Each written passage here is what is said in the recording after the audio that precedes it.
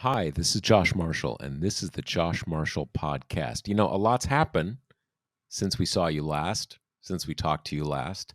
We are recording this episode on June the 29th, so we're one day after this Rush arranged hearing with this Trump staffer, Cassidy Hutchinson, that obviously, kind of out of the blue and a big thing. And since we talked to you last, Roe v. Wade was overturned. So two very big things, obviously very different things in their magnitude. Unfortunately, we basically knew this Roe decision was coming. Still, it is of such a magnitude that it still had a fairly shocking and shattering impact. I would say, in many ways, we knew this decision was coming down from the moment that Amy Coney Barrett went onto the court. You know, a little, some people kind of, holding out some level of hope, or maybe they're going to split the difference or whatever, or maybe it won't be this term, it'll be the next term. But it's been pretty clear since then. It was certainly quite clear since that draft opinion was leaked in early May. As it happens, it was barely even revised. Like, that was the opinion, basically, some minor differences and so on and so forth. On the other hand, this testimony yesterday in the January 6th hearing was certainly it was surprising. Whereas, as I said, the Dobbs decision was not a surprise. This was a pretty big surprise. They were planning on going dark until after the holiday weekend, kind of come back and start having hearings again. I think they were planning on having the next hearing on July 11th, but something mid-July, something like that. They announced the day before that they're going to have this new hearing.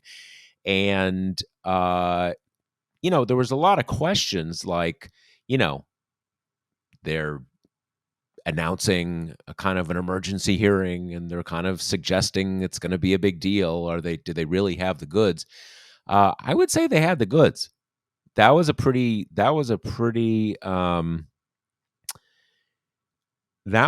consequential testimony. And it's still, Kate and I will talk about this, but it's still a little unclear to me. They talked about new evidence, and it's a little unclear to me what the new evidence was besides Hutchinson's testimony.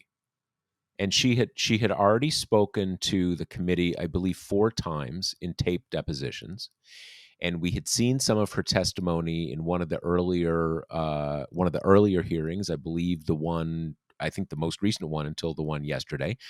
So I don't know if it was they had access to some evidence that sort of confirmed some of the things that she told them, or just that she was willing to testify publicly. In any case, it was a pretty big deal, and I think a lot of us yesterday were, after that hearing, trying to sift apart, like, what's the stuff that has a lot of kind of shock value, and what's the stuff with a lot of legal significance. And my experience, at least, it took a while to kind of get my head around all the different things she had discussed, because there was a lot there. I think one of the most significant legal revelations was there's now seems to be a lot more evidence that Trump committed seditious conspiracy, and that's a specific legal infraction. And we know, big picture, he tried to change the results of the election, and that really amounts to kind of overthrowing the constitutional order. But the key is, in the law,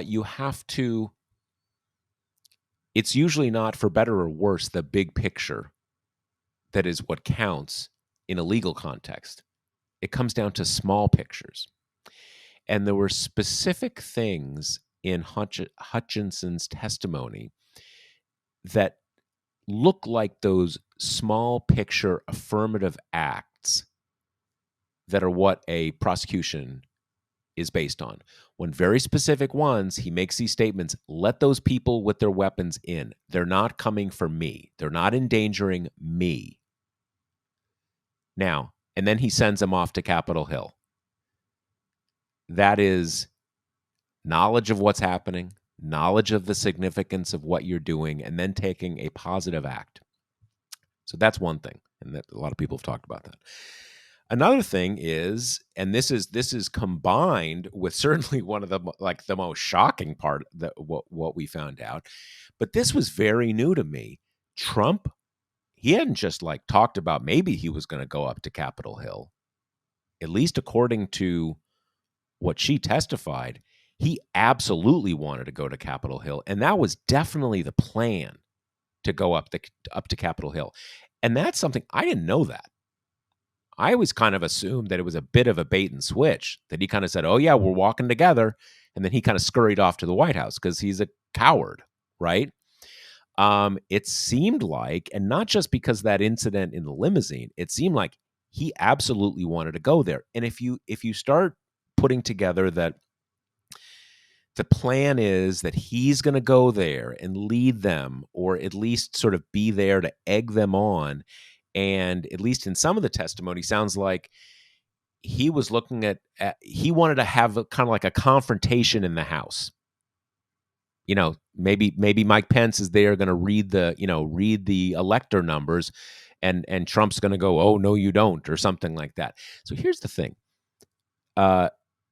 Once we know that was the plan that was somehow short-circuited by some mix of Pat Cipollone or Mark Meadows, even though he didn't want to, kind of tell Trump he was short-circuiting it or whatever, that starts to make that war room that Rudy Giuliani and a bunch of other kind of Trump dead-enders had, that starts to seem a little different.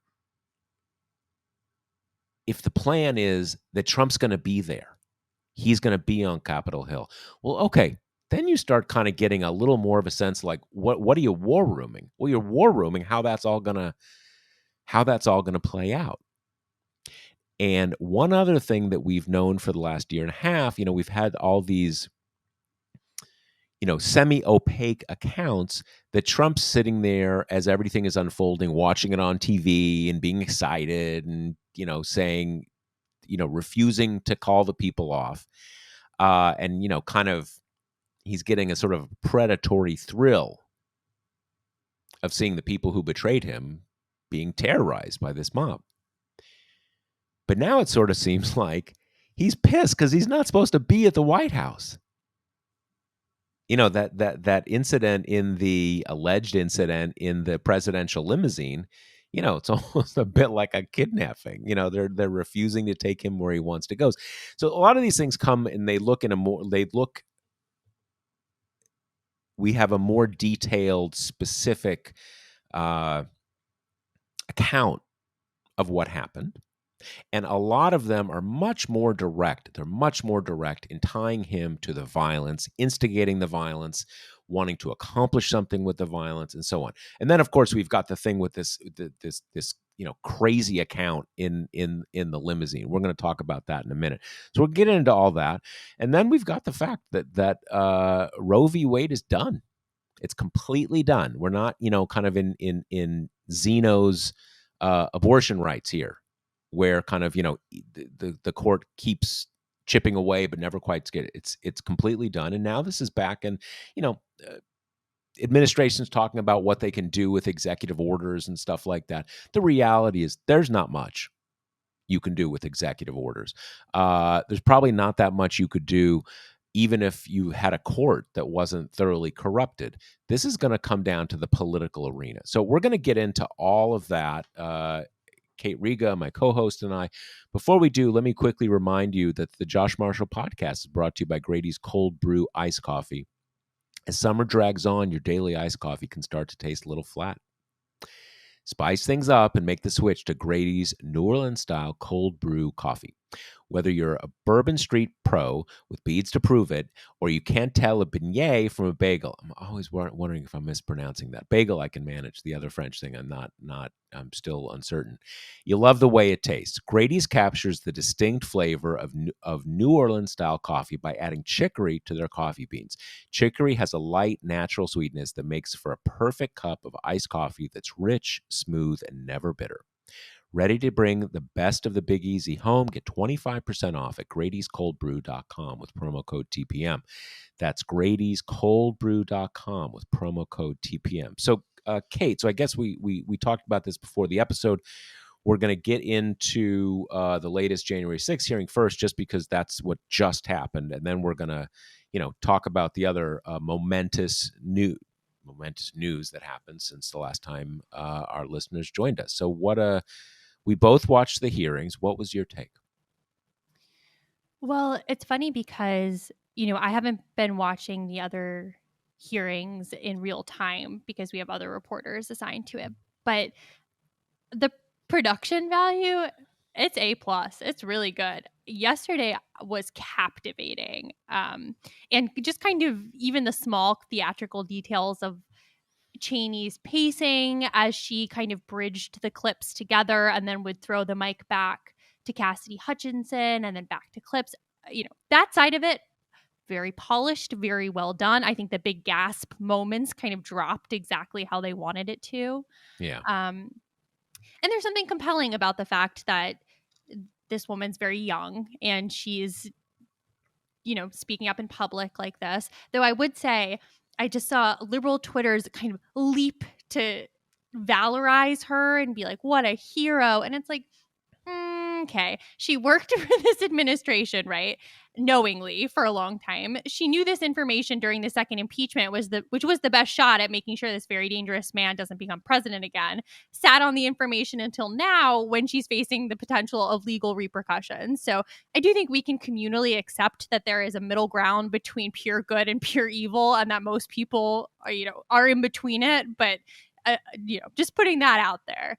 And if I can, one point here that I think is important for you and I and everybody to keep in mind, that, as you said, a Trump dead ender, right? Past all the different outrages, still there, right? And probably most of us before this turn of events, if you say, all right, well, Mark Meadows, body person, top aide, you'd probably think, yep, I'm sure she's a stone cold liar. Right. Right. But now we all, and I do assume what she's saying is true. Yeah. And I do give her credit, but I think we want to keep that, in mind. Anyway, sorry, interrupt. No, yeah. And I do think our standard for like a quote unquote good Republican has just plummeted so dramatically that now it's like, if you didn't love the insurrection, you're kind of on team good guy. So you're a rhino. Exactly. Yeah, no, I thought it was compelling because some of the images were just the kind that's going to stick, the ketchup dripping down the wall of the Oval Office dining room for the kind of poor, beaten down valet to clean up. That is compelling.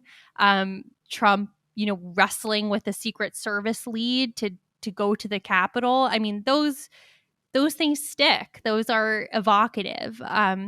Maybe we should start with the Secret Service tussle because there's been some really questionable journalistic decisions since she's told that story, or since we learned of that story. And you wrote about that in a blog post, I think either this morning or yesterday.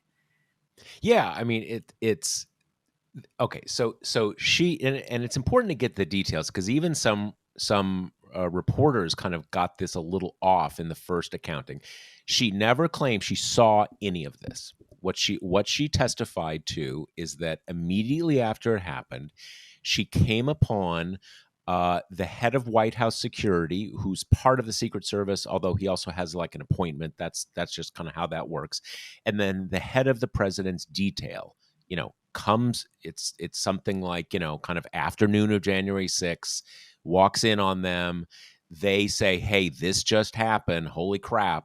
Right. And the head of security guy tells her what allegedly happened in the presidential limousine.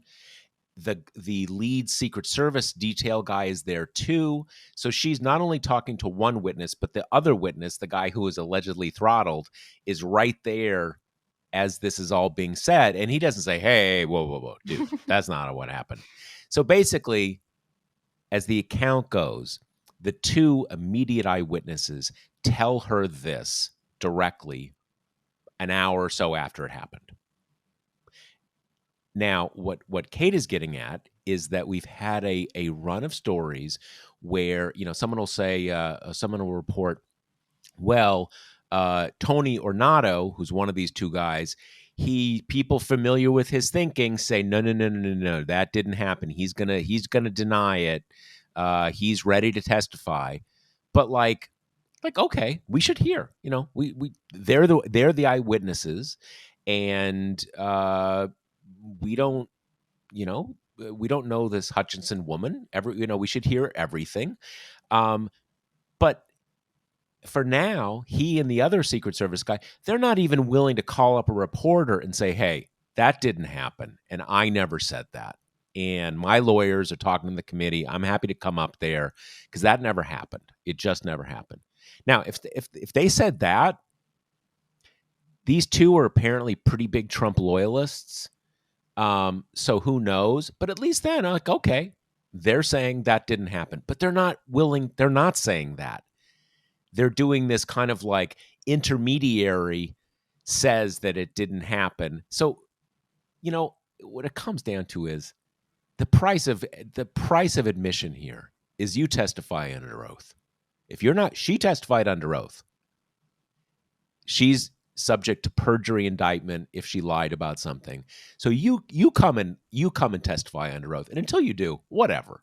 And for reporters, you should really, I'm not saying you kind of don't say anything. I think the way to report something like this properly is to say, people close to Tony Ornato is saying he denies it, but he has been unwilling to talk to any reporter on the record about it, let alone testify.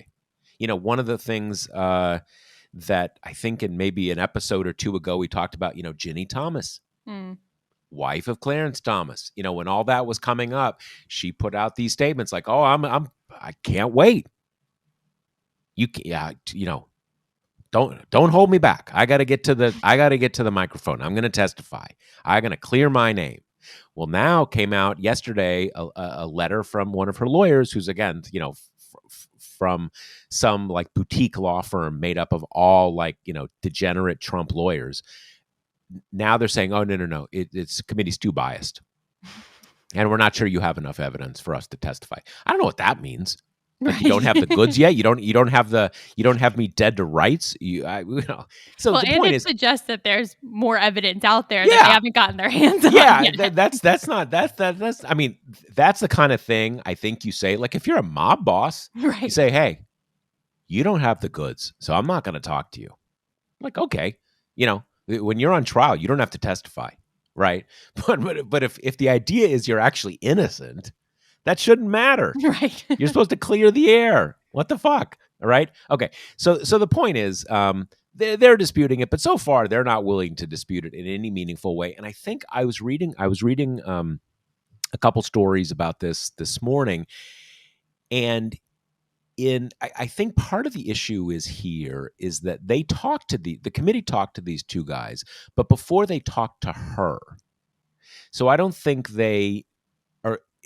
It at least seems to me that they didn't confront these two with her account. But when they testified, they talked about a very heated argument in the limo. Trump demands to be taken. They refuse to take him to the Capitol. So their account is not that different, right?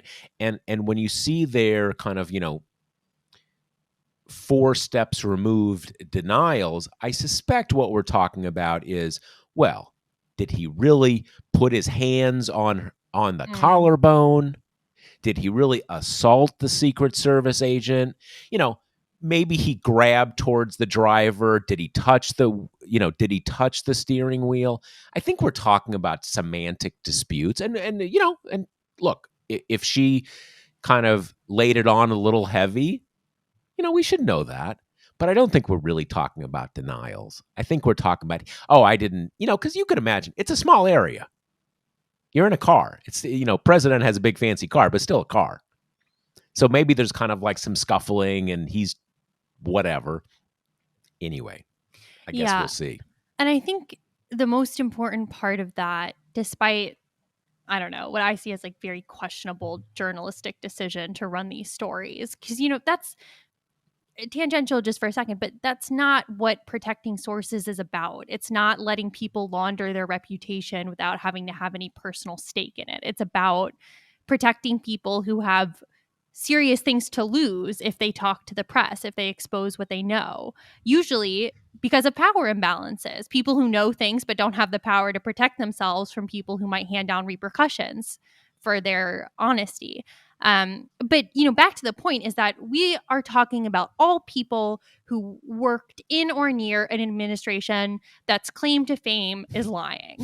And we're trying to tell who's telling the truth. And on the one hand, we've got a woman who is speaking under oath, who is speaking publicly, is attaching her name and her face to her account. And on the other, we have people who are putting out unattached denials through a willing and compliant Beltway press in this coordinated way that like all these outlets are getting basically the same information at the same time. And they're not even willing to go on the record with a reporter, much less incur any of the potential penalties that come from lying under oath. So when you take the weight of those two things, and I agree with you that it does seem like there is some room for semantic squishiness here, but I mean, you got to go with hers because she's putting her neck out and the other side is not. So and the other thing to keep in mind, I mean, look, she will be, lots of liberals on Twitter will be saying she's awesome. Yep. That's true. That's all true. She will never work in Republican politics again.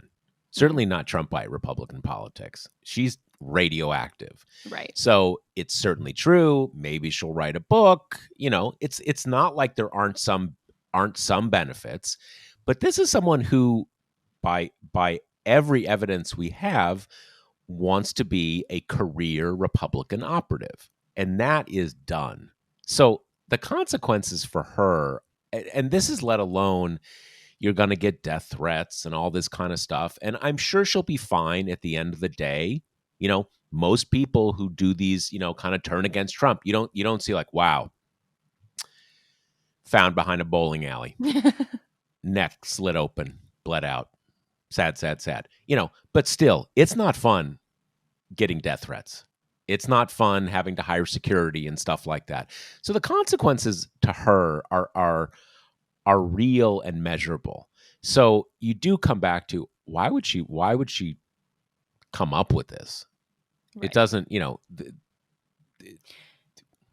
And as much as she has a vested interest in perhaps being honest with the committee and kind of shielding herself, she doesn't have a vested interest in being the big bombshell of the committee hearings, like why make herself this kind of Liz Cheney-esque star where, Liz Cheney's political career has not exactly been helped by her pushback against Trump.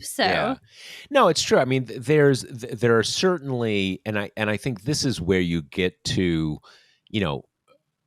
friendly witnesses and, if not hostile witnesses who are not trying to help, they're just not willing to perjure themselves. Right. You can certainly,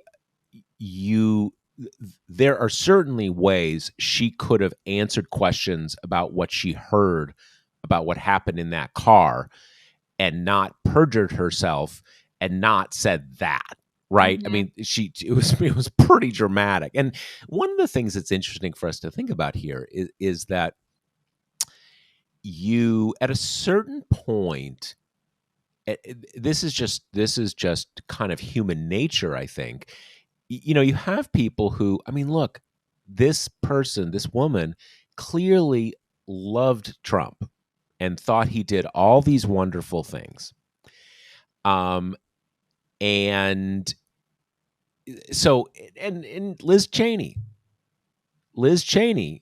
certainly loves lots of things that Trump did, just because she's a conservative, and he and he signed over a lot of things to sort of, the conservative ideology, things that he didn't, weren't that he didn't care that much about. But you see, it is very hard for a person to be. It's very hard to be on two sides of something. At a certain point, it's just kind of human nature. You have to go all in because it's too psychically uncomfortable and difficult not to be all in. And one thing is, once you want some friends, right? And if you're kind of like, yeah, he did that, but man, I want to make America great. Just kind of hard to be on, but but you can kind of see there. She had to make a decision like, you know what? Fuck this. Yeah. I'm going to tell the whole story. Yeah. One thing I want to talk about before we move on to Dobbs is that, obviously her biggest tie to this is being Mark Meadows' right-hand woman. And you can tell by the way she tells the stories, that she can go into rooms that he's in, go right in kind of thing, that she can interrupt his meetings to show him when Jim Jordan is calling. I mean, that's a very kind of it makes sense for this kind of relationship that they would work so closely together. But a lot of her testimony is capturing what he's doing during these hours. And I was struck by almost a bit of the ambiguity around it, because some stuff she says is obviously very bad for him. Like when she's separating Trump people into the camps of how they want to react, she says that he wants to be in the blame other people, blame Antifa camp, and is only kind of pulled into a more middle ground by other people eventually. But the most striking Mark Meadows scene to me is when she's getting kind of frustrated and panicky because it seems like the risk of violence is escalating very quickly, and he's just like not even really deigning to look up from his phone at that time. Right. And I couldn't fully grasp, and I wonder what your sense was, if it was just Trump doesn't give a fig, so I don't give a fig. This is good. These are our people, whatever. Or if it was this kind of like panic response, I'm just not going to look at it and maybe it'll go away type thing. What did you get from it? It's certainly one of these kind of Rorschach kind of things that it's sort of pregnant with all sorts of possible meanings. My basic sense was that Mark Meadows knew this is what Trump wants, and he's not willing to cross Trump. And so the looking at the phone it's basically just, I can't hear you. Like this is how it is. Right. That he is on board. He's ready to move forward, but he is not willing. He's basically a coward. And so he's not willing to say, Cassidy, we won this election. Fuck this. We're going up there. And if people get hurt, people get hurt. He just is staring in his phone. He's not willing to talk to her at the key moments where he needs to make the big decision. He's not willing to kind of look her in the eye. And he's certainly not willing to do anything. And so he's, in that sense, kind of, just one more Trump coward. Yeah. Basically. And the other thing that really made me laugh aloud that came out either in the last few minutes of the hearing or directly after, and was separated by it, but Stephanie Grisham, who was Melania Trump's kind of like press secretary, spokeswoman, tweeted this screenshot of a conversation between her and Melania, where Stephanie Grisham says, "Do you want to tweet that peaceful protests are the right of every American, but there is no place for lawlessness and violence?" ? And Melania just responds, "No." That's it.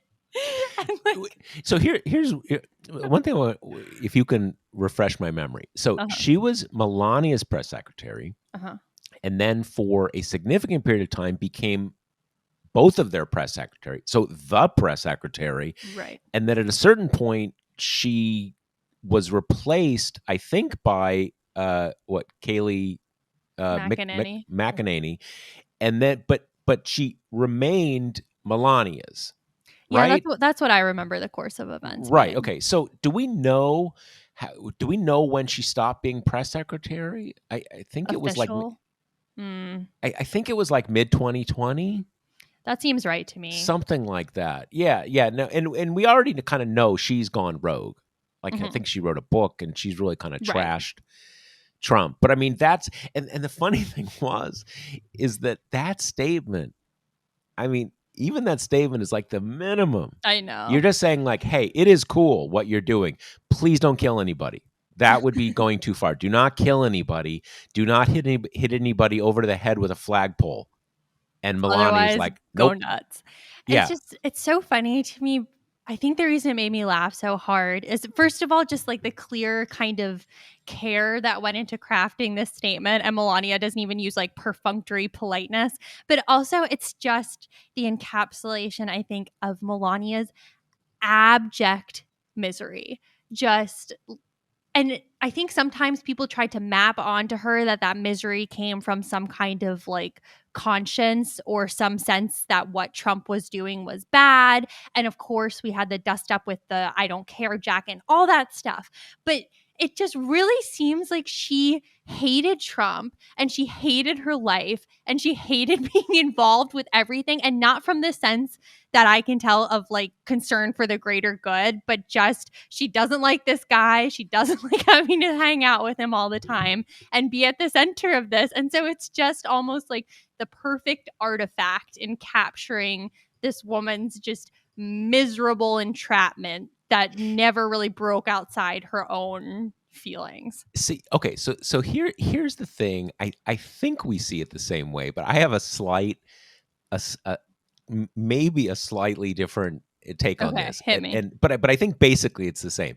Is that because she clearly has a revulsion for her Mm-hmm. husband that we saw these little signs of, kind of over the course of the presidency, that a lot of people imputed to that, like, oh, the ultimate never Trumper. Right. She knows he's bad, but she's like, there's a prenup that she has to return to Slovenia if she, turns against him or something like that. But what became clear to me over time is that Trump's evil. Melania is also evil, but she just doesn't like Trump. Right. And people kind of impute to this that she's one of the good guys, but she's not. She's also very evil, but she just doesn't like Trump. And I think that we're basically saying the same thing. But in that Exactly. sense, I don't see it as like I don't see it as her being like entrapped. It's just part of the gig she doesn't like, you know, The having to be main with part Trump. of it. Yeah. Yeah, well, I'm sure there's other parts of the gig that are nice. Yeah, no, I mean, I'm saying the same thing. It's just Yeah. it's kind of like I don't know, in some ways their deal reminds me of like miserable royal marriages, thinking of like Diana and Charles or something where it's obvious that these people do not like each other and that their interactions are forced and awkward. And like you say, we had all these little weird things like she would drop his hand as soon as she thought she was out of view of the camera and she wanted to move to New York and like all this stuff. But it's just such an artifact that, the world is burning and she's just like, no, I just don't want to be a part. Like, this is his thing. I don't want to be like Well, see, any part of it. I also wonder now. It seems that we think that she didn't like being first lady. That was just, she wanted to be in New York and all that kind Hmm. of stuff. And maybe that's true.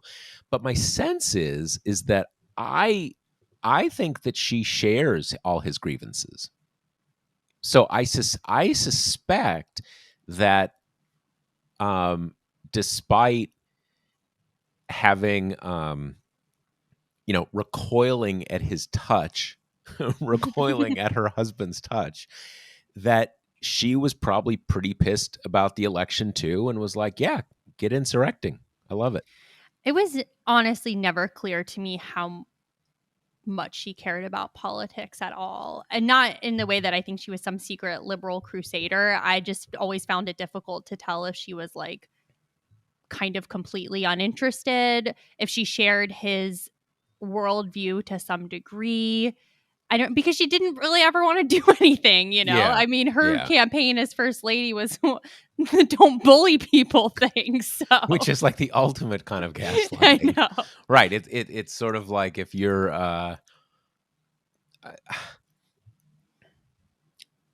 I don't know if you're married to if you were married to like Keith Richards in the 1970s and you're kind of just don't say no to drugs, Right. I think you're fucking with me here, Right, exactly. Okay, Yeah. so Dobbs. Dobbs. So this decision dropped last Friday. Like you say, not a surprise, really not a surprise, in that the final was almost identical to the draft. The only substantively new parts were where Alito is basically addressing the dissent. But so all of the new stuff is kind of everybody else that's writing, and almost everybody did write except for Gorsuch and Barrett, which I do want to return to because I think that's kind of interesting. But so we had concurrences from Thomas, Kavanaugh, and Roberts. And Thomas's concurrence got a lot of headlines because he openly says in his that the court should return to and reconsider the cases making same-sex marriage legal, that overturned anti-sodomy laws, and access to contraception for married couples upon which, the right is built. So that was very, you know, Alito and Kavanaugh are spending all this time being like, no, no, no, no, no worries. All these other rights that are clearly intermingled with abortion and built upon the same theory, they're fine. They basically gesture in the direction of like, well, people don't think that's murder, so they're cool. Don't worry about it. Which, we should all sleep well with Yep. those assurances. And then Kavanaugh's concurrence was just kind of felt like trying to pour water on Alito's fire a little bit to like soften it, to say, again, to reiterate, no worries, gay marriage is safe. And then also which I think is actually important, to put in some guideposts of what he's not okay with in the coming abortion wars, which I think is going to be very important. That he said basically policing behavior over state borders in terms of abortion, that he thinks that is unconstitutional. And that could be potentially very important, because if he won't go along with that, even if there are 4 other votes for it, I mean, that's it, right? That Yeah, wouldn't yeah, be upheld by the court. yeah, and it's not much, but it's shocking to me that is even being entertained. Yeah. It is so foundational. You can go to whatever state you want. This is not a confederation of countries. You can pick up whenever the fuck you want and just move to a different state, go to a state for a day. So the idea that, which is actively being discussed, that if you go to another state to get an abortion, or much more, I think where the rubber really hits the road, because for a variety of reasons, mostly political, that most states don't want to get into the business of prosecuting the woman who gets the abortion. Some Right. will, but usually just because it's idiotic from an optics and political standpoint. But the person who, helps you find the clinic in 2 states over, that those people are so it's a lot of, but as you say, that is important, because Mhm. almost certainly Roberts would not be along with that. So that means there's only 4 votes to sustain those laws. So those laws, at least for the moment, won't get anywhere. And frankly, this is why, in my mind, Kavanaugh is such a different character, because what constitutionally on that point, he's certainly right. And thank Mhm. God he's right, because it could be worse if he was taking a different position. But that's really the position of, hey, your daughter in Texas, we got her covered. Just come to New York. It's fine. Come to Maryland. You can still Mhm. get your abortion. We're not going to go there. And so he is, Barrett is clearly someone who has very deep-seated and very traditionalist religious views and just sees it as fine that those are her. She's on the court now, so that's the law. Yeah. Whereas Kavanaugh is much more of a kind of a Federalist Society ideologue who, yeah, abortion's done. We're getting rid of that. We're going to unwind all the things he cares about, I think, are much more the sort of the regulatory stuff, the stuff that the sort of the judicial ideologues care about. So he's probably saying like, hey, we got rid of Roe. Don't go overboard. We're not doing this state to state crap. Yeah, I think that's the key, because I don't think it's like Brett Kavanaugh has some bright internal light that's guiding him here. I just think this isn't his pet issue. And this Yeah. is Barrett's pet issue. Yeah. I mean, it was Yeah. explicit at the time that this is what she was being put on the court for, which is why I was fascinated that she didn't write anything.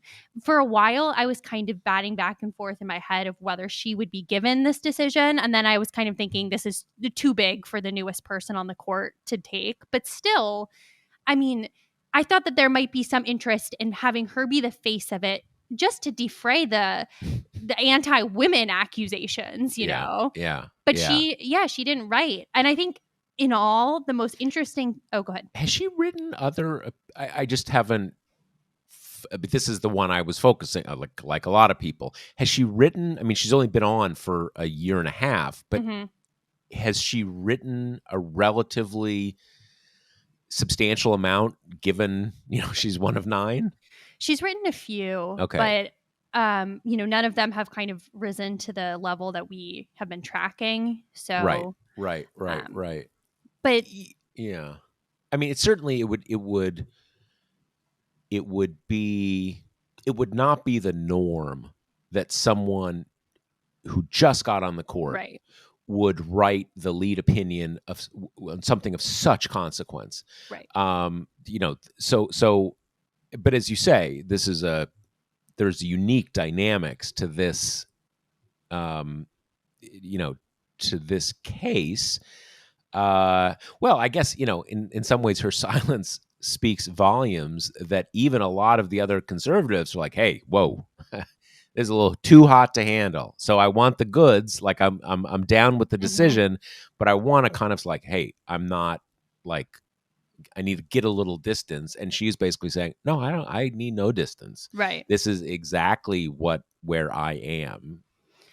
And I think the choice of the lead author is just telling, because Alito is not who you choose if you want any kind of a bedside manner in your decision. I mean, he goes out of his way to hurt people's feelings, to make people feel bad, to kind of shove it in your face and be like, ha, I got what I want. I got what I wanted. So in terms of even what I was thinking of, like putting this maybe like pro-woman sheen on it, this court clearly just has no interest in trying to, even for purely political reasons, to like stem the backlash of this decision, because Alito wrote it in as offensive of a way as possible. There is no section in there basically that talks about the plight of the women that he's now kind of opening upon them. He has this like brief section where he compares anti-abortion views to kind of pro-choice views, and the anti-abortion one is way longer, and then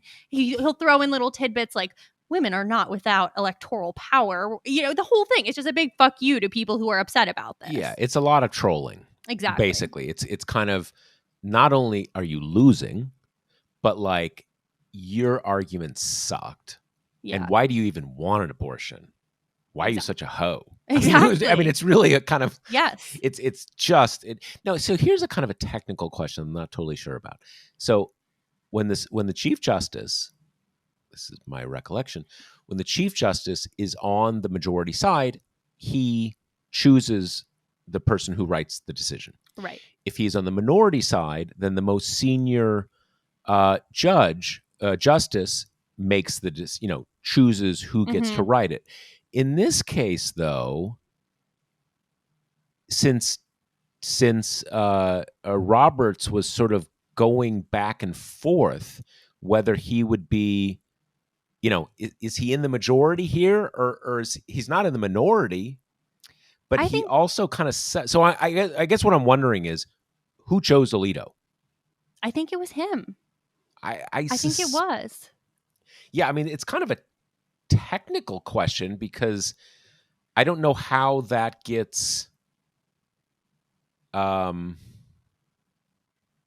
I feel like we should ask some, Rick Hazen or something like that, kind of, because again, if they have their meeting, that Mhm. one meeting where they talk about it, Yep. and there's the five, and Roberts is not willing to sign on, I would think that means Thomas. Isn't Thomas most Yep. senior? Okay, that Thomas chooses. But again, this is kind of like a factual question that I don't know how that works when it's not clear who's Right. who's in the majority and who's in the minority. Yeah, let's talk about the Roberts concurrence because that to me is the most interesting text of the whole bundle because he writes to say he is concurring in the judgment, e.g., he is concurring in upholding Mississippi's 15-week gestational ban.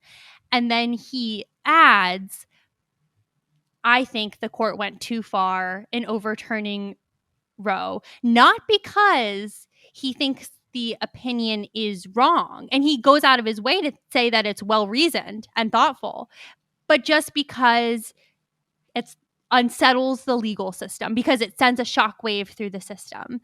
And I just think it's so emblematic of Roberts that he is writing specifically to position himself in the way this story gets told, to position himself in that, hey, look, they went too far. Not my fault.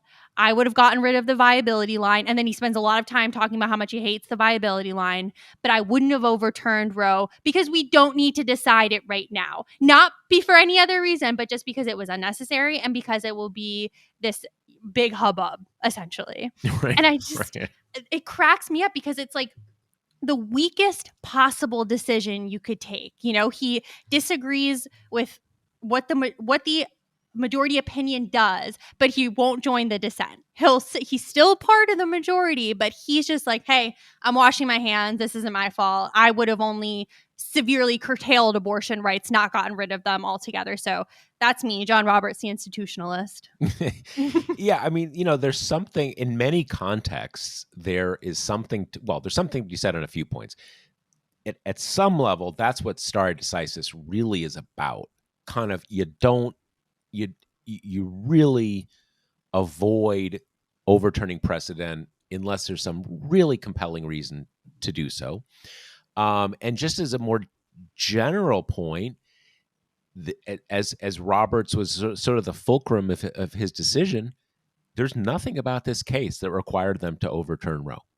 It's just a case about a 15-week limit.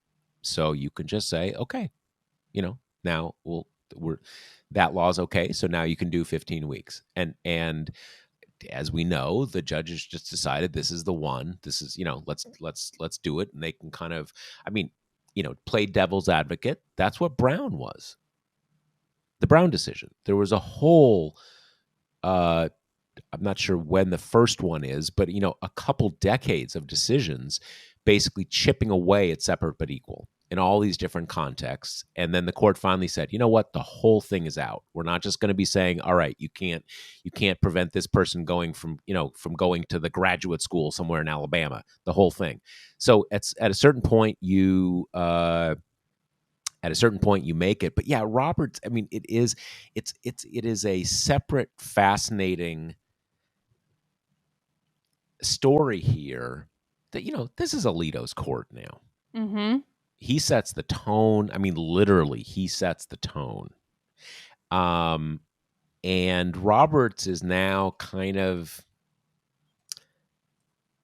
I wouldn't say it's sad because I don't really care, but don't care about if he's sad, but how ineffectual. He's just sort of like a caretaker Chief Justice. None of the well, not none, some, but he clearly, the project he had that we are going to reorder federal jurisprudence around a conservative set of principles, but we are not going to go on a tear. We're not going to go on a rampage, right? We're not going to throw out everything. We're not going to let the court get too out of line with public opinion, both because of my reputation and, let's give him the benefit of the doubt, believing in the institution of the court. But that just fell apart because of Trump, because of those three. And even there, not just,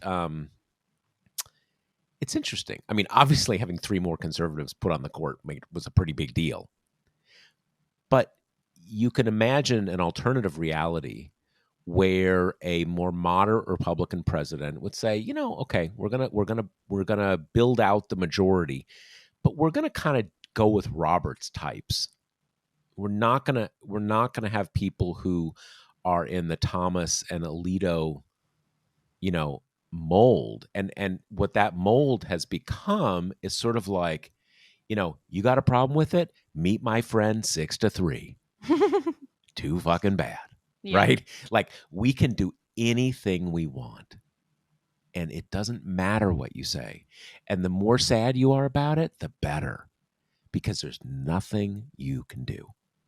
Yeah, that's something that I was really struck by too. And I tweeted at the time that it's just further proof of how completely out of control Roberts has gotten of his court, because you can see a world where he convinces even those who are rabidly eager to overturn Roe, hey, we're going to get a million of these cases because every red state in the country is sensing their opportunity and trying to send up cases. So why don't we approve the 15-week ban now, approve some other kind of piecemeal death by 1,000 cuts to abortion access, and then build the snowball into overturning Roe altogether? Because it seems like that's what he wanted to do. That's what he wanted to do during oral arguments too. He just kind of dithered about the viability line while you had everybody else on the conservative side just not even masking their intentions to use this as a vehicle for overturning Roe. But, he wasn't even able to restrain them for even a short period. Yeah. Yeah. It is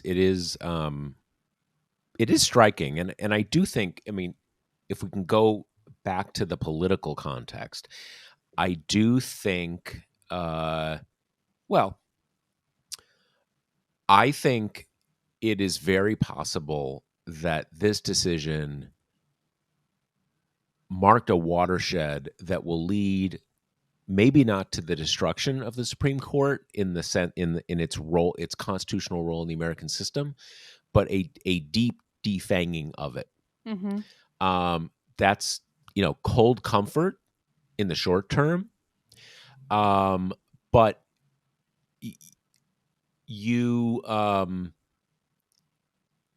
the court will have a very difficult time holding this kind of power in such defiance of public opinion in the country. I'm not saying it's going to happen immediately. And frankly, this is one, I've been making this point constantly that Democrats need to do this pledge.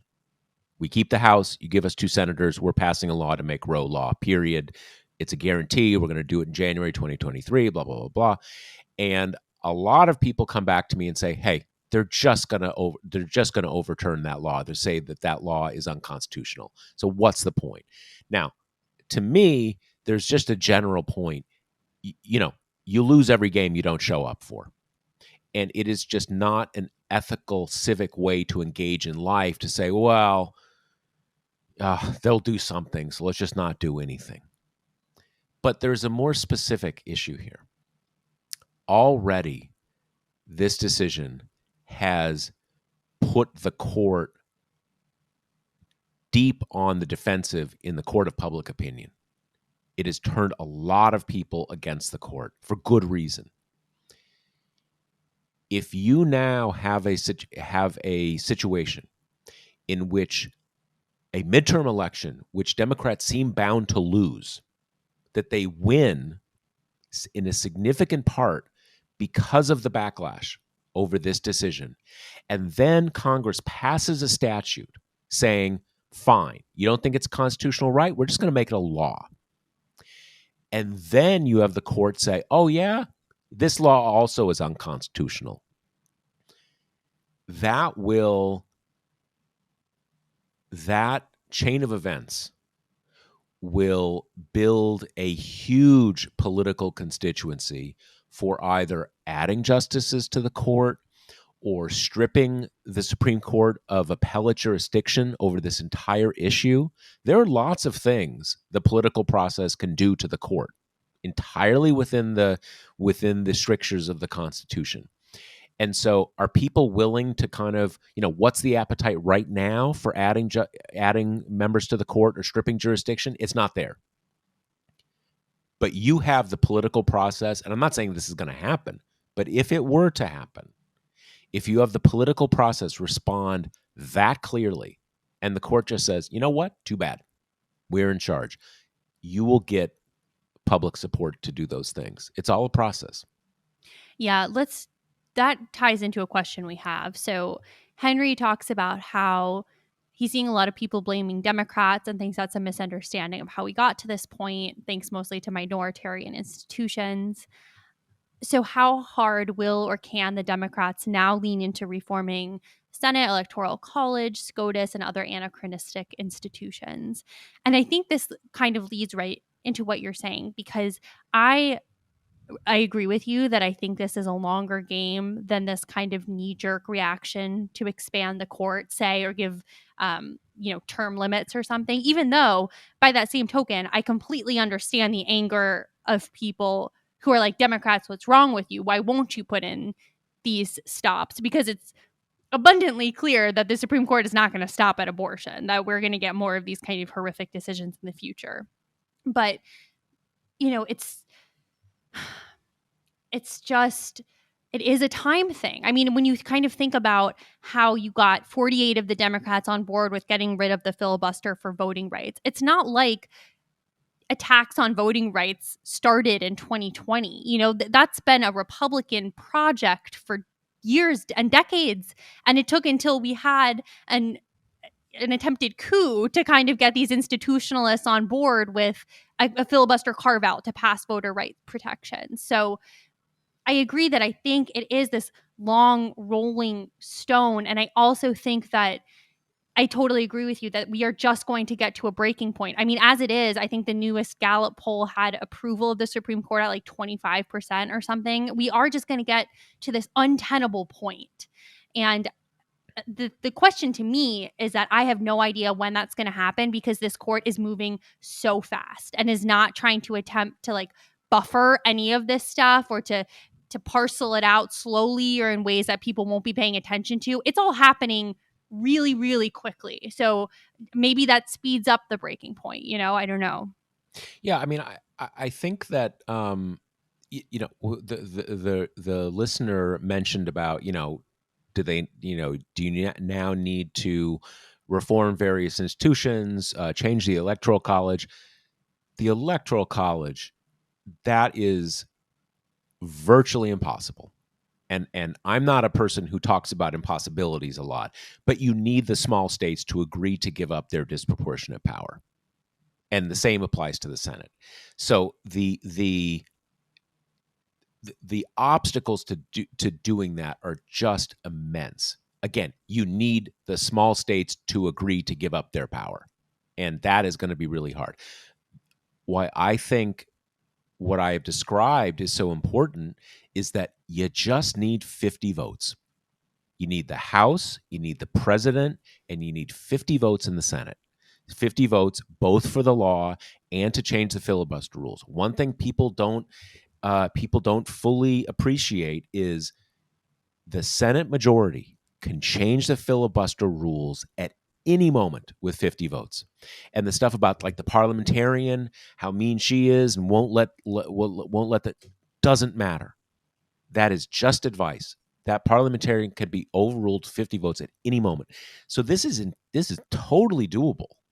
And it's not just, even if you assume the worst and assume that the Supreme Court will immediately invalidate that law, that will still have advanced the ball dramatically, because that will put before the country how out of control this court is. And again, there's something very different from overturning their own decision and saying, in fact, it's up to states. It's up to, it's up to states in the country. It's up to the political process. That is very different from just overruling the political process itself. Yeah. I mean, one thing that, well, I think the Democratic response to the overturning of Roe has been like unbelievably bad in general. But one thing that is so glaringly absent to me is anyone really talking about Manchin and Sinema continue to be the reason we don't have federal abortion protections right now. And like, I get the fact that it's futile. They've basically shown that they don't really care and they're not going to be moved on the issue. But I still think there is value in making life as hard as possible for the two of them, if not because it will move them, then because it'll show any newcomer Democratic senator, you can't do this. Or if you do, you are going to be hounded day and night. You're going to be protested. Reporters are going to ask you every single day if you've changed your mind. It's going to be very, very, very uncomfortable in a Senate where so much stock is put in comity and getting along and being a team player. And that has just not been present at all. I think the closest thing we've got is you've got Brian Schatz, who's often one of kind of the only ones who will speak with candor about this stuff, doing the whole we need two more Democratic senators so we can pass abortion protections, which is true. But then I do think there's value in having the addendum. And the reason is because we have these two that absolutely suck and are the reason you're not getting any abortion rights. I do think that should be part of it. Yeah, I mean, I completely agree with that. And I think there's this tension because on the one hand, I think the power of that message is, all right, we're done with them. We're Yeah, done. that's We're not true. even considering them Democrats. We're not going to have these endless conversations about what is Joe Manchin thinking or Kristen. Like, done. Take them out of the picture. Let's accept the reality that we have a 48 vote majority. So we need two more. And it's recapturing political agency. True. Like, we don't have what we need. We can get it. Let's go get it. Whatever. Having said that, I agree with you. It is still if we can manage both at the same time, it's still good to remember we could deal with this right now. Mm-hmm. Right now. Except Kyrsten Sinema and Joe Manchin, for really no good reason, just think we can't. I mean, it'd be one thing if if Joe Manchin was just very pro-life, you say, like, okay, that's his view. He's not going to like do the opposite of what he believes just because all the rest of but it's not even that. He's at least nominally kind of pro-choice. He's got that Yeah. middling kind of, uh, he I guess he says he's for that, Collins and what's her name's Mm-hmm. compromise. There's sort of like a looser version of the Right. Roe bill that kind of, I guess it's kind of more like the sort of the status quo, whereas the Democrats version kind of takes it back to the original Roe and kind of uprose it a bit, right? Kind of, Yeah. adds a little It makes it protections. difficult to do the kind of restrictions that we've now seen red states get very well versed in. Yeah, I mean that it's funny. Politically, I think it is more viable to just say we're just going to do Roe. It's just the status quo. We're just going to we're not changing anything. It is sort of, the ultimate sort of small c thing. This is the country's plan we've been on for half a century. All we are doing is saying you can't change it. But and that is a political judge. I just think that's more viable. You get more people on board. But I do think it is I do think there's a way that it is politically viable to put, and as I understand the law, this is what it's doing. It's basically saying you can't do something about, the countertop has to be 3 inches thick or some BS like that. That obviously is purely technicalities that you're using to accomplish an aim that would otherwise be illegal. And I should say,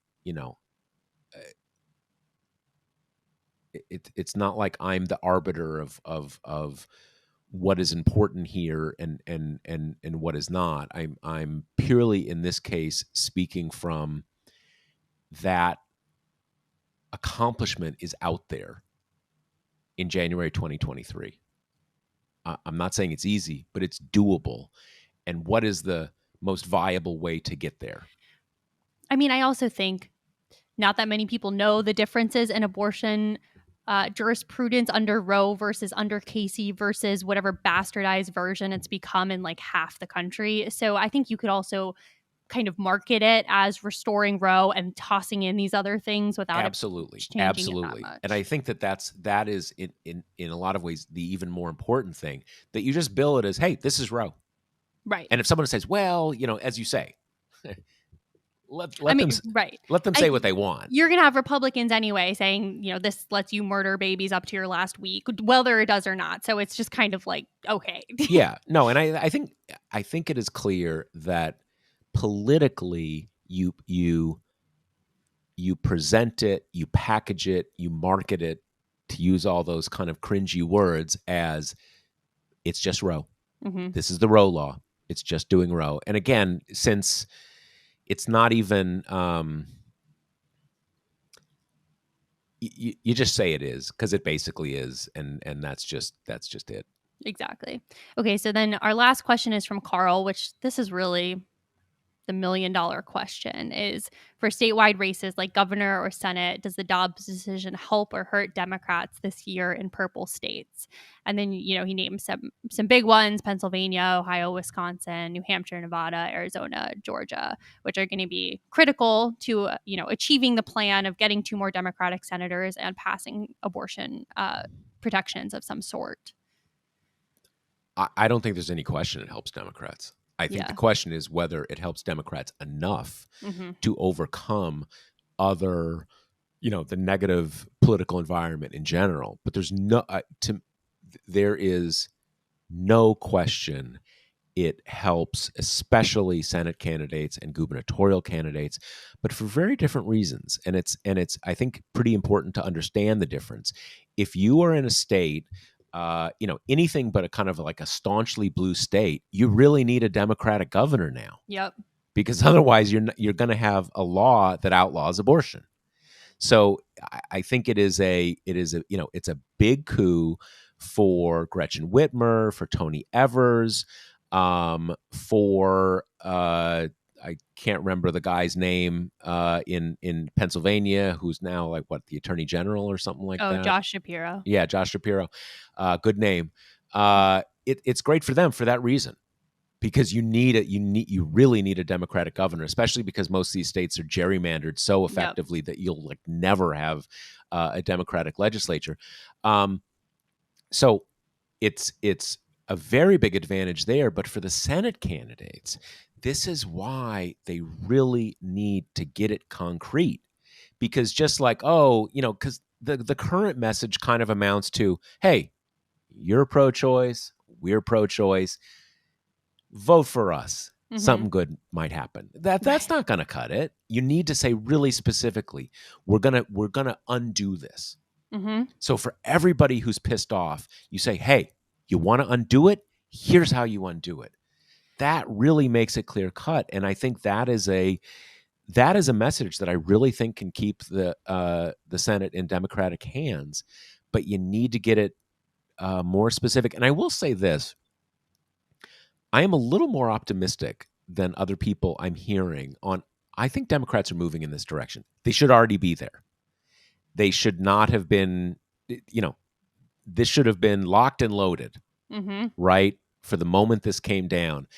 But at least from what I am seeing, you're seeing the sort of the gravity move in that direction to sort of say, hey, we need 2 more seats. And the key is, what is so frustrating to me, and I'm sure to many other people, is you have this like, we're going to keep fighting.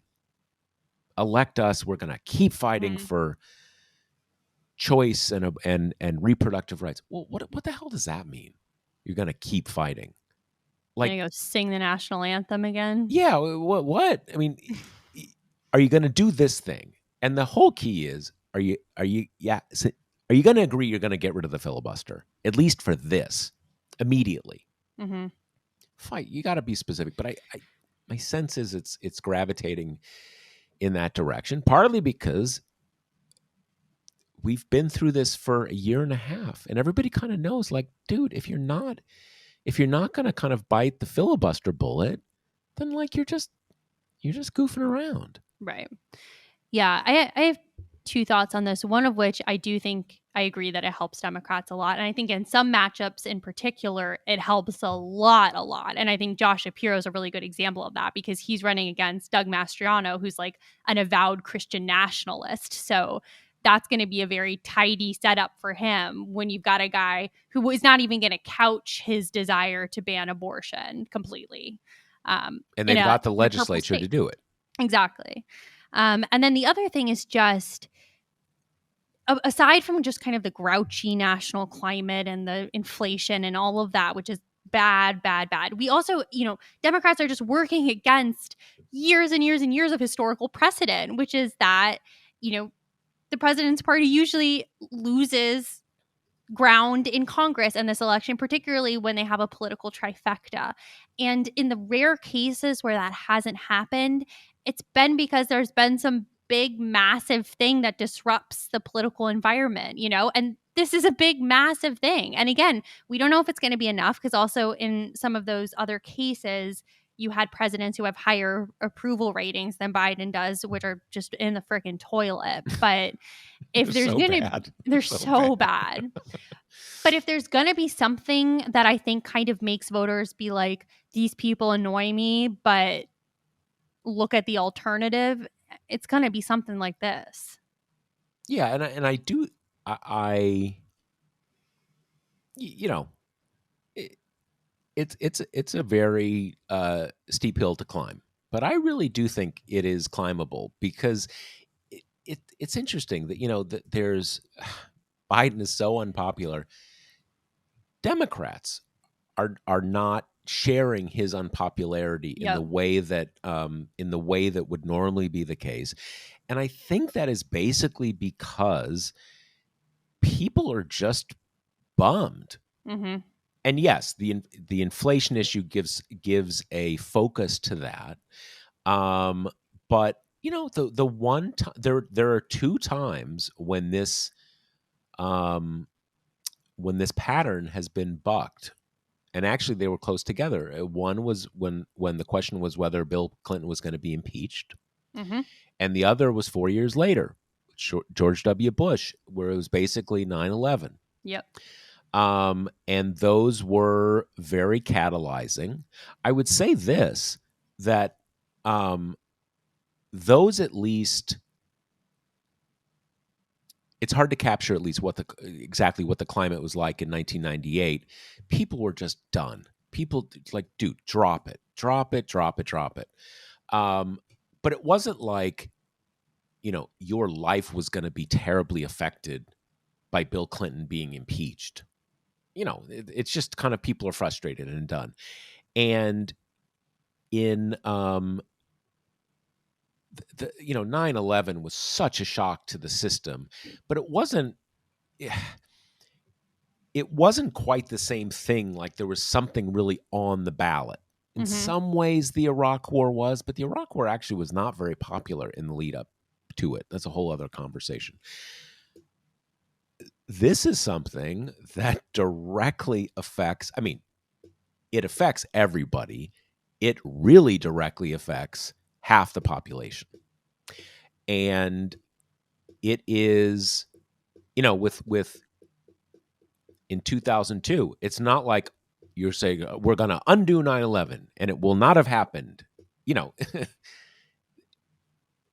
There are reasons to think that this situation is distinct, unique in a way that makes its potential significantly greater than what happened in 1998 and in 2002. So, to the extent that people are kind of trying to get their sense of what we think in this case, it is a steep hill, but it is doable. It's doable. And on that rare positive note, Yeah. Rare for a while. Well, remember too, here's another positive note. You remember that Grady's Cold Brew Iced Coffee is the sponsor of the Josh Marshall podcast. And you can get 25% off at Grady'sColdBrew.com with promo code TPM. So with that thought, I guess that's it. I Oh, we wonder. should plug the TPM Journalism Fund. Oh, Right? right. How could I forget? Do you want to plug it? Sure. Okay, go for it. I'm not exactly sure where we are, but I know we've made great progress and people have been very, very generous, and we really, really appreciate it. So, yeah, we're almost there. Our producer says we're at 170. We're trying to get to 200,000. Yeah, we're at So once. I think. Wait, let me refresh. I thought it said 168, but let me see. Yeah, okay. We're basically at 168. I mean, okay, basically 170, but 168, and our goal is 200,000. So like we're close. we're We're close. getting really close. So, as Kate said, many of you have already made these really generous contributions. We really appreciate it. It's critical to our operation. I think we're pretty confident we're going to get there now, but we just, if you've been thinking about it, maybe I'm going to do it, maybe not. Maybe just decide to take the plunge today, and also, and I'm sure Kate, you can relate to this. A lot of times, there's something that we've decided we're going to do, like, oh, I'm gonna give a few dollars to my alma mater, or do this or do that, but we just haven't gotten around to it. If you're in that group, just make it today, because if you do that, then we can stop boring you with these with these little promos about our drive. But seriously, it's important, and we really appreciate everybody who has already contributed. This was an ambitious goal, but really a necessary one, and looks like we're going to get there. So thank you, and thank you in advance if you decide to take the plunge today. Yeah, and thank you for all forms of support. If you can't contribute financially, thanks for listening. Thanks for reading. Blanket thank you to our Yeah, wonderful fans. absolutely. All right. All right, Well, and we'll see you all next week. more amazing content next week. All right. Later. The Josh Marshall podcast is hosted by me, TPM reporter Kate Riga, and TPM founder, editor-in-chief Josh Marshall. The show is produced by Jackie Wilhelm. Thanks to Why Not Jansfeld for our podcast theme song, and thanks to all our TPM members who make this possible. Rate and review us on Apple Podcasts, and subscribe wherever you listen.